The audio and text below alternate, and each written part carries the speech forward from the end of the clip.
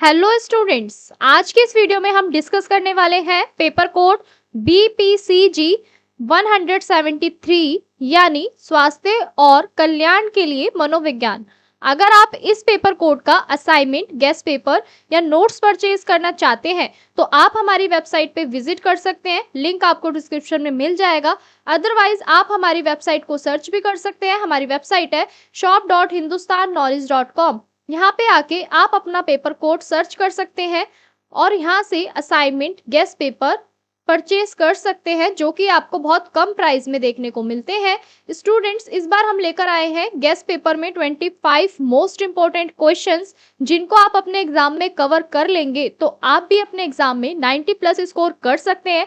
इसके साथ साथ स्टूडेंट्स, आप हमें व्हाट्सएप पे भी कांटेक्ट कर सकते हैं। हमारा व्हाट्सएप कांटेक्ट नंबर आपको वेबसाइट पे अवेलेबल मिल जाएगा।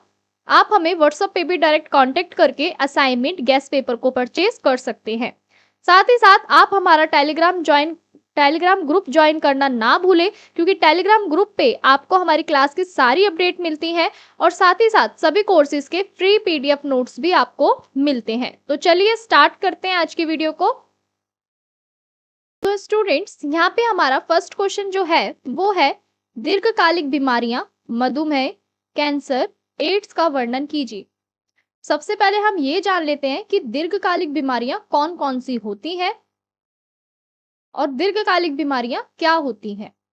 दीर्घकालिक बीमारियां वे बीमारियां होती हैं जो लंबे समय तक बनी रहती हैं और धीरे धीरे शरीर को प्रभावित करती है। इनका इलाज अक्सर लंबे समय तक करना पड़ता है और जीवन शैली में बदलाव भी जरूरी होता है।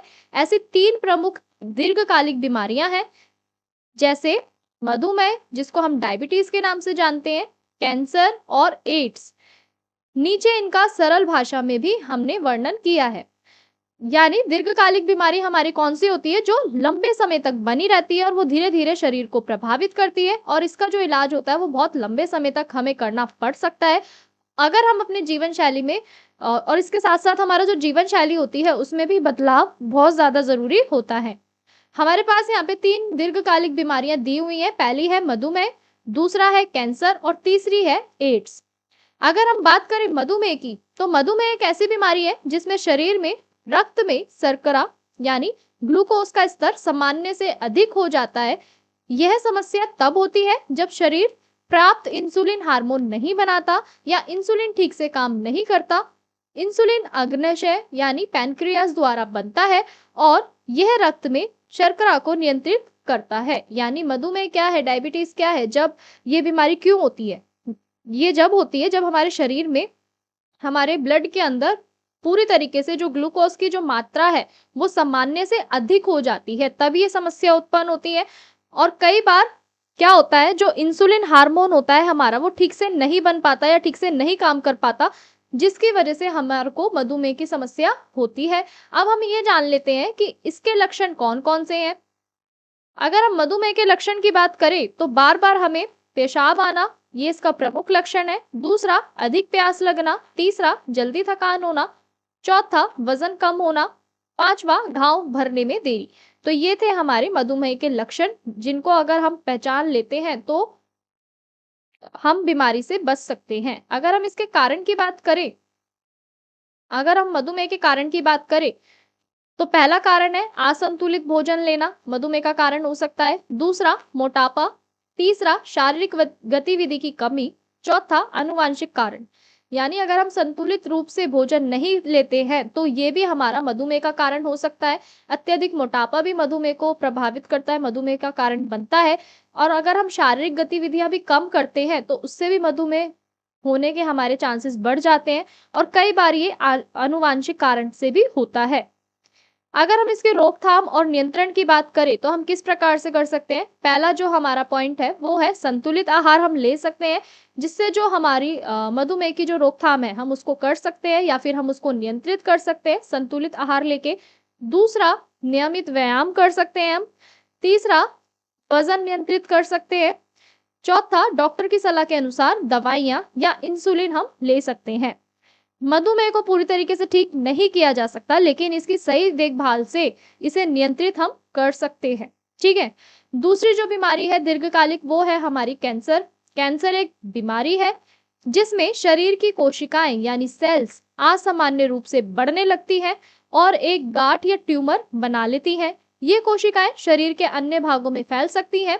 और अब हम जानते हैं कि कैंसर के प्रकार कितने होते हैं। कौन कौन से कैंसर के प्रकार होते हैं? अगर हम कैंसर की बात करें तो कैंसर कई प्रकार के होते हैं। जैसे पहला फेफड़ों का कैंसर, दूसरा स्तन कैंसर, तीसरा रक्त कैंसर और चौथा त्वचा कैंसर। ये हमारे सारे क्या हैं? कैंसर के प्रकार हैं। अगर हम कैंसर के लक्षणों की बात करें तो शरीर में गांठ बनना, लगातार खांसी या आवाज बैठना, ठीक है।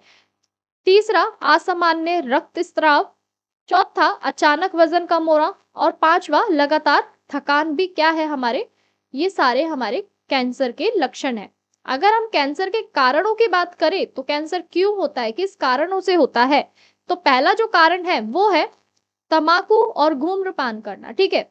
अत्यधिक तंबाकू और स्मोकिंग से भी हमारा क्या होता है, कैंसर उत्पन्न होने के कारण बढ़ जाते हैं, ठीक है। दूसरा शराब का अधिक सेवन भी कैंसर का कारण है। तीसरा प्रदूषण, चौथा आनुवांशिक कारण, पांचवा अस्वस्थ जीवन शैली। ये सारे के सारे क्या है, हमारे कैंसर के कारण है। अगर हम इसके रोकथाम की बात करें तो हम इसको किस तरीके से रोक सकते हैं? पहला जो हमारा रोकथाम का पॉइंट है वो है तंबाकू और स्मोकिंग से हमें दूर रहना चाहिए, इनसे बचना चाहिए। जहां तक हो हमें तंबाकू और स्मोकिंग को कम करना चाहिए, जिससे हम रोक सकते हैं कैंसर को बढ़ने से। और हमें स्वस्थ भोजन लेना चाहिए। अगला है हमारा नियमित स्वास्थ्य जांच करवानी चाहिए हमें। नेक्स्ट शारीरिक रूप से हमें सक्रिय रहना चाहिए, यानी हमें अपनी जीवन शैली में बदलाव करना चाहिए, ठीक है। स्वस्थ भोजन लेना चाहिए, नियमित रूप से जांच करवानी चाहिए और शारीरिक रूप से हमें सक्रिय रहना चाहिए, यानी कि हमें काम अपना जितनी भी हमारी शारीरिक गतिविधियां हैं या व्यायाम है हमें वो करना चाहिए, जिससे हम कैंसर को रोक सकते हैं। कैंसर का इलाज उसके प्रकार और अवस्था के अनुसार सर्जरी, कीमोथेरेपी और रेडियोथेरेपी से किया जाता है।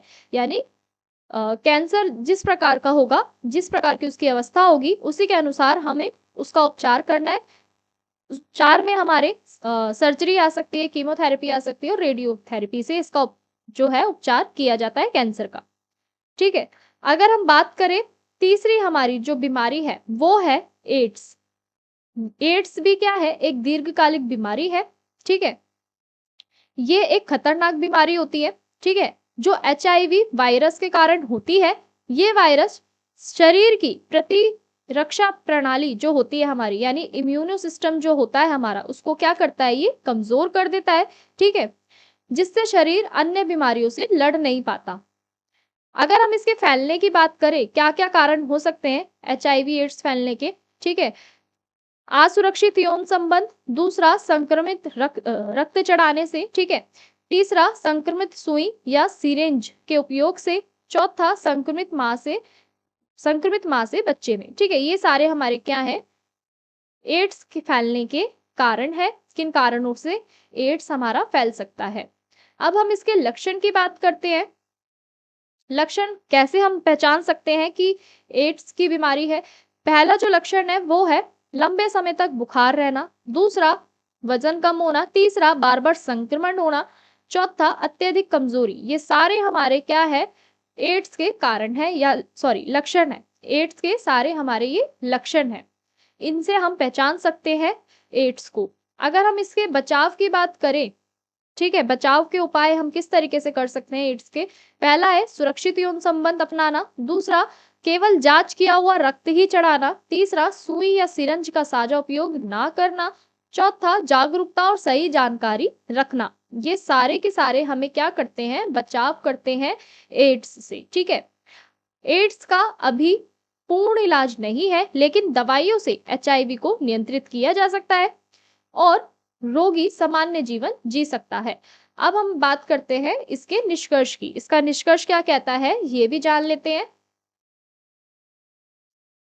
अगर हम इसके निष्कर्ष की बात करें तो मधुमेह, कैंसर और एड्स तीनों ही गंभीर और दीर्घकालिक बीमारियां हैं जो लंबे समय तक व्यक्ति के स्वास्थ्य को प्रभावित करती हैं।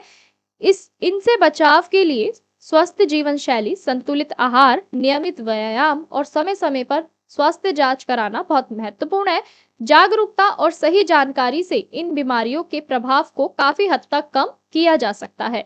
तो ये था इन 3 दीर्घकालिक बीमारियों का निष्कर्ष। अब बात करते हैं नेक्स्ट क्वेश्चन की। हमारा जो नेक्स्ट क्वेश्चन है वो है, कार्य जीवन संतुलन क्या है? लाभकारी रोजगार के अवयवों का वर्णन कीजिए। ये भी जान लेते हैं।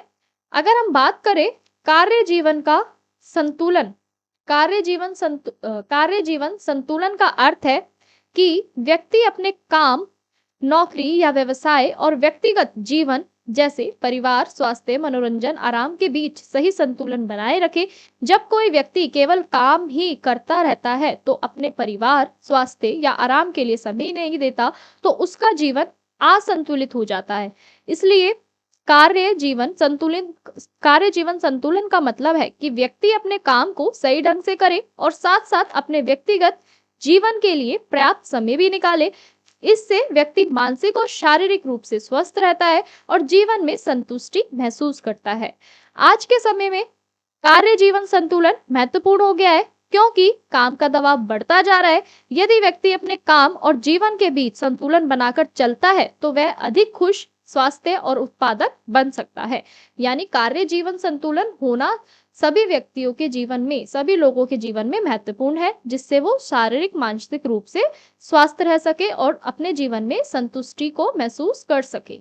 अब हम बात करते हैं लाभकारी रोजगार के अवयव के। ठीक है, कौन कौन से ऐसे अवयव हैं लाभकारी रोजगार के? लाभकारी रोजगार वह होता है जिसमें व्यक्ति को अच्छी आय, सुरक्षित वातावरण और संतोषजनक कार्य परिस्थितियां मिलती हैं। ऐसे रोजगार से व्यक्ति का जीवन स्तर बेहतर होता है और वह अपने परिवार की जरूरतों को पूरा कर सकता है। लाभकारी रोजगार के कुछ मुख्य अवयव निम्नलिखित हमें दिए हुए हैं। लाभकारी रोजगार हमने जाना जिसमें व्यक्ति को अच्छी आय मिले, सुरक्षित वातावरण मिले और संतोषजनक कार्य स्थिति मिले, ठीक है, परिस्थितियां मिले, वो ही हमारा क्या कहलाता है? लाभकारी रोजगार कहलाता है। ठीक है, लाभकारी रोजगार से क्या होता है? व्यक्ति का जीवन स्तर और भी ज्यादा बेहतर होता है और वो अपने परिवार की जरूरतों को पूरा करता है। अब कौन कौन से इसके अवयव हैं ये भी जान लेते हैं। पहला जो है वो है उचित वेतन। लाभकारी रोजगार में व्यक्ति को उसके काम के अनुसार उचित वेतन या आय मिलनी चाहिए। उचित वेतन से व्यक्ति अपनी आवश्यकताओं जैसे भोजन, कपड़ा, शिक्षा और स्वास्थ्य की जरूरतों को पूरा कर सकता है। दूसरी अगर हम बात करें दूसरे अवयव की बात करें तो कौन सा है? वो है सुरक्षित कार्य वातावरण। अगर हम सुरक्षित कार्य वातावरण की बात करें तो कार्यस्थल पर सुरक्षा और स्वच्छता होना बहुत जरूरी है। यदि कार्यस्थल पर सुरक्षित होगा कर्मचारी बिना डर के अपना काम अच्छे से कर पाएगा। उदाहरण के लिए मशीनों के साथ काम करते समय सुरक्षा उपकरण उपलब्ध होना चाहिए। यानी कार्यस्थल में सुरक्षित वातावरण होना बहुत ज्यादा महत्वपूर्ण है, जिससे व्यक्ति काम के दौरान सुरक्षित महसूस करे और वो वातावरण स्वच्छता पे भी आधारित हो।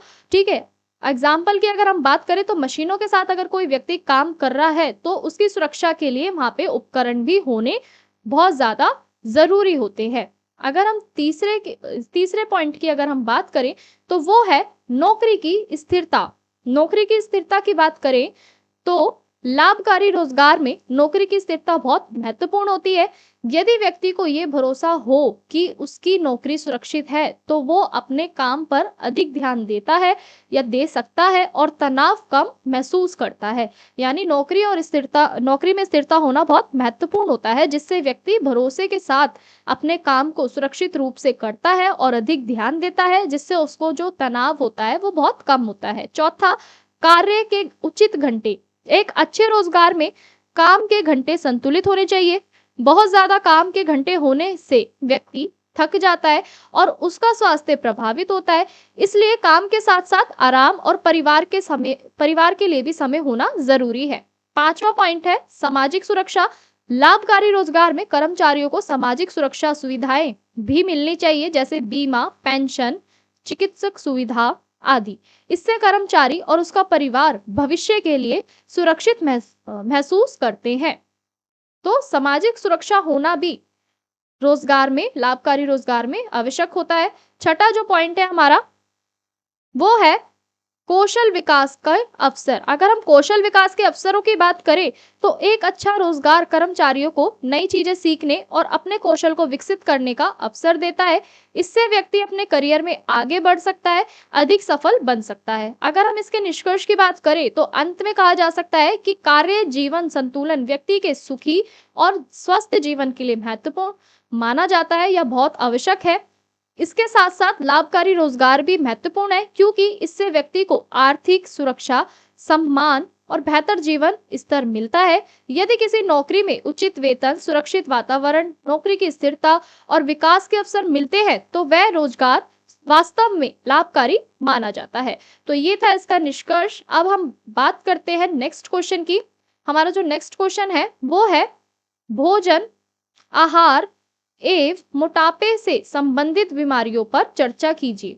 कौन कौन सी ऐसी बीमारियां हैं जो हमारे भोजन से और आहार और उससे मोटापे से संबंधित होती है, ये जान लेते हैं। अगर हम इसके परिचय की बात करें तो भोजन और आहार हमारे शरीर के लिए, स्वास्थ्य के लिए महत्वपूर्ण होते हैं। सही और संतुलित आहार शरीर को ऊर्जा, ताकत, रोगों से लड़ने की क्षमता देता है। लेकिन जब हम जरूरत से ज्यादा या असंतुलित भोजन करते हैं, खासकर ज्यादा तेल, चीनी, जंक फूड खाते हैं, तो शरीर में मोटापा यानी ओबेसिटी बढ़ने लगता है। और मोटापा केवल वजन बढ़ाना नहीं होता, बल्कि ये कई गंभीर बीमारियों का कारण भी बनता है। तो अगर हम अपने जीवन में ज्यादा जंक फूड, जीवन शैली में अगर हम ज्यादा जंक फूड ले रहे हैं, तेल मसाले खा रहे हैं, ज्यादातर चीनी खा रहे हैं, तो उससे क्या हो रहा है, हमारा मोटापा बढ़ रहा है। और यही मोटापा सिर्फ वजन नहीं बढ़ा रहा, बल्कि आगे चल के गंभीर बीमारियों का कारण भी बन रहा है।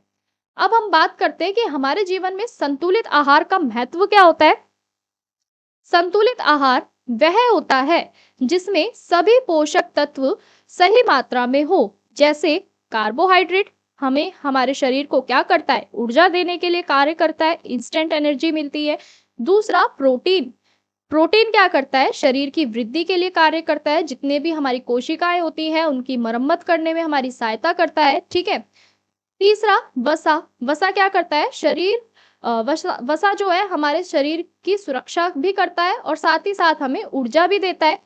चौथा विटामिन और खनिज, ये शरीर के लिए सही कार्य के लिए होता है कि हमारी जो शरीर है, विटामिन और खनिज क्या कर रहा है, ये क्या हेल्प कर रहे हैं हमारे शरीर की कि हमारा जो शरीर है वो सही रूप से कार्य कर सके। पानी और फाइबर, पानी और फाइबर भी हमारे लिए बहुत ज्यादा महत्वपूर्ण होते हैं। अगर भोजन संतुलित हो तो शरीर स्वस्थ रहता है और मोटापा तथा अन्य बीमारियों का खतरा भी हम कम कर सकते हैं और कम हो सकता है। ठीक है, अगर हम भोजन को अपने संतुलित रखते हैं तो। अब हम जानते हैं मोटापा क्या है, मोटापा क्या होता है या मोटापा क्या है। जब शरीर में जरूरत से ज्यादा चर्बी जमा हो जाती है तो वजन सामान्य से अधिक हो जाता है, तो उसे मोटापा कहते हैं। मोटापा मुख्य रूप से इन कारणों से होता है। कौन कौन से कारण है वो? पहला कारण है ज्यादा कैलोरी वाला भोजन खाना, मोटापे का कारण है। दूसरा जंक फूड और मीठे पदार्थों का अधिक सेवन करना। तीसरा शारीरिक गतिविधि की कमी। चौथा ज्यादा देर तक बैठकर काम करना। पांचवा अनियमित जीवन शैली। ये सारे के सारे हमारे क्या है, मोटापे के कारण हैं। अब हम बात करते हैं मोटापे से होने वाली बीमारियां। मोटापे से होने वाली बीमारियां कौन कौन सी है?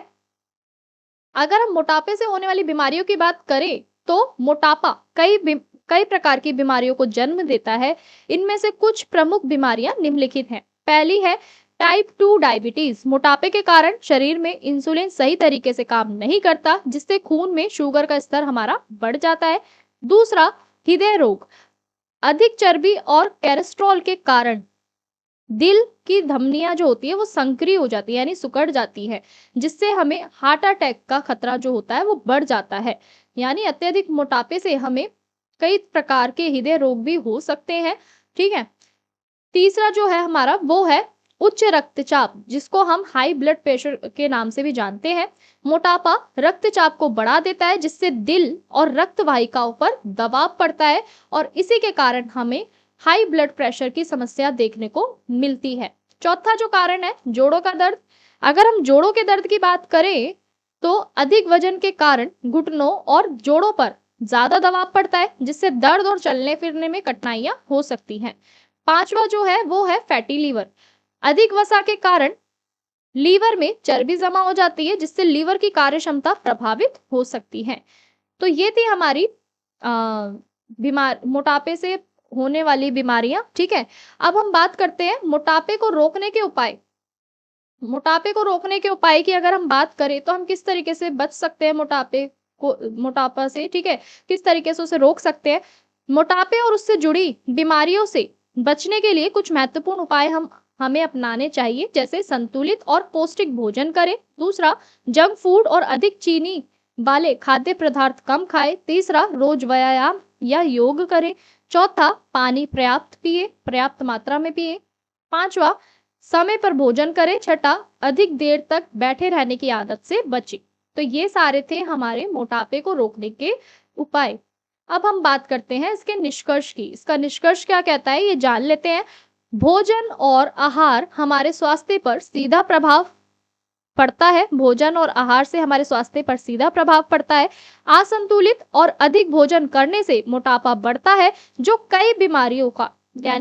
कई गंभीर बीमारियों का कारण बन सकता है।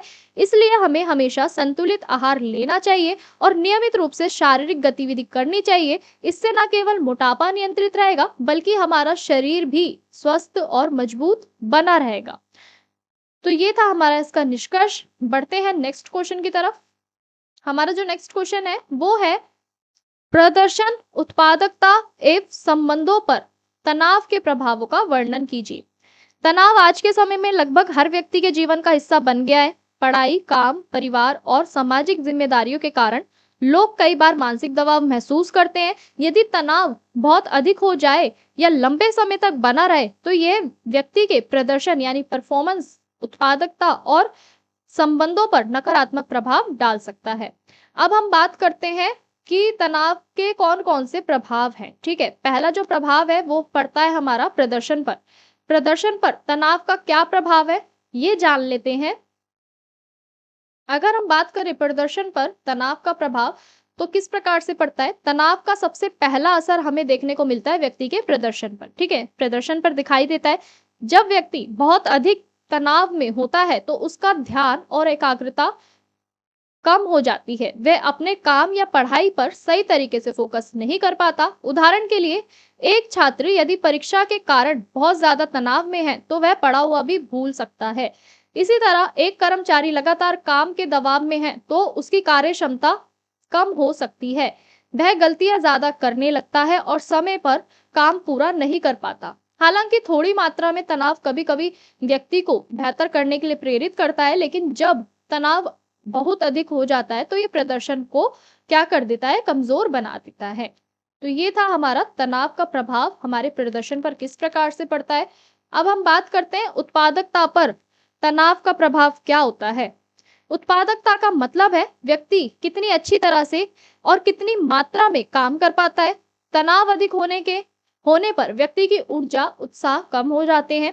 इससे काम करने की गति धीमी हो जाती है। तनाव के कारण व्यक्ति जल्दी थकान महसूस करता है, उसका मन काम में नहीं लगता और वह काम को टालने लगता है। कई बार तनाव के कारण नींद भी पूरी नहीं होती, जिससे अगले दिन काम करने की क्षमता और भी कम हो जाती है।